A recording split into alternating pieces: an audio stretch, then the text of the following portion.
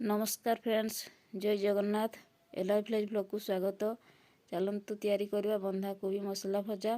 से सब सामग्री नहीं। प्रथम कढ़ई रे किछि तेल पकेवा।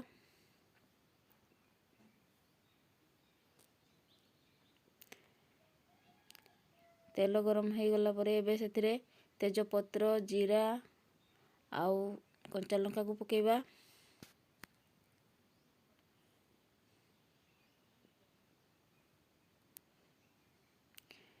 एबे सेथिरे प्याज पकेवा आउ भाजीबा।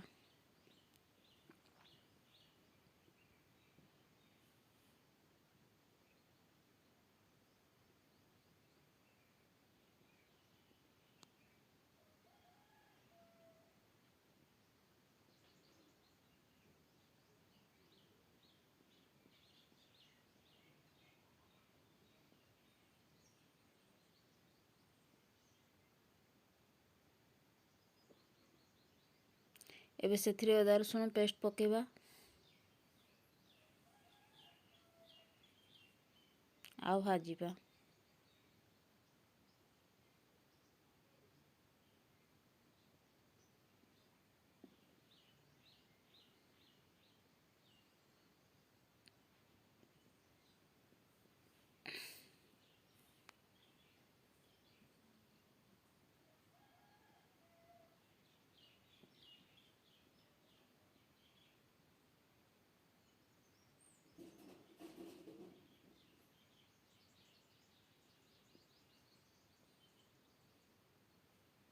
प्याज भाजी होला पर सेतिरे हळदी गुंड, लंका गुंड, जीरा गुंड आ धनिया गुंड को पकेवा।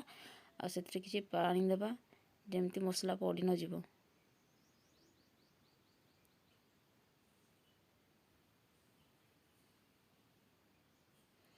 मसला को भल भाव में भाजीबा। सेतिरे बिलाती आउ लुण पकेवा। मसला भाजी गला पर सेतिरे एबे बंधाकोबी आलू को भल पकेवा।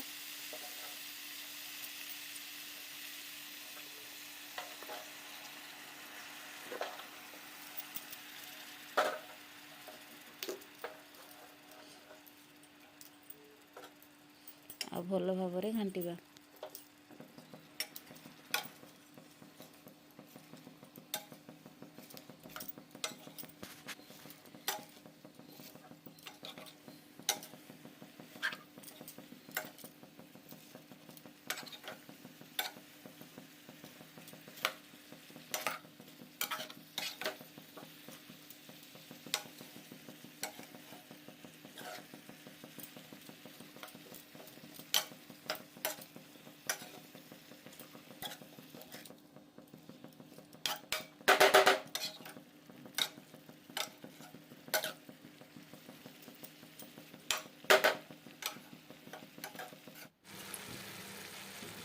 ढांकुड़ी देवा। किसी समय पर ढांकुणी खोली पुणी आउ थे उल्टे देवा।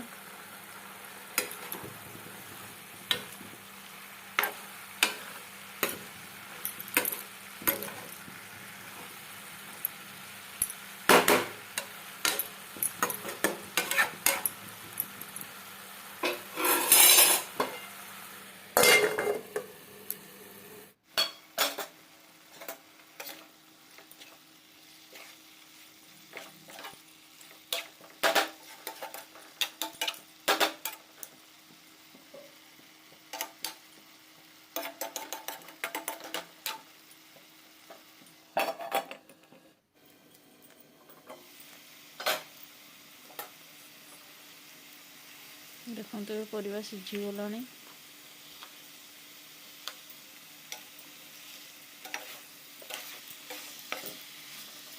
बंधाकोबी भजा आमर हो आसलानी।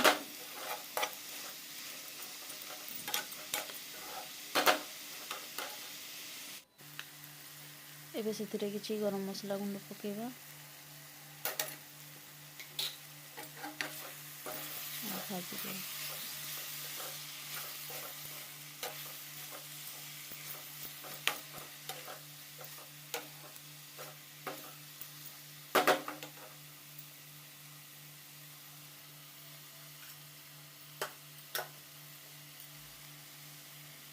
ଏବେ କିଛି ଧନିଆ ପତ୍ର ପକାଇ ଗ୍ୟାସକୁ ଅଫ୍ କରିଦେବା।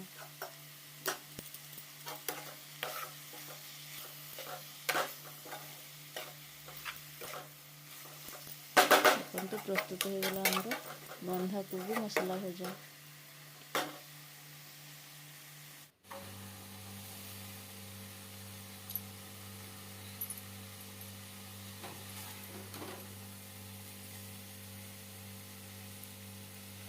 ରହୁଛି ଭିଡ଼ିଓ ଭଲ ଲାଗିଲେ ଲାଇକ୍, କମେଣ୍ଟ ଆଉ ସବସ୍କ୍ରାଇବ୍ ନିଶ୍ଚିତ ଭାବରେ କରିଦେବେ।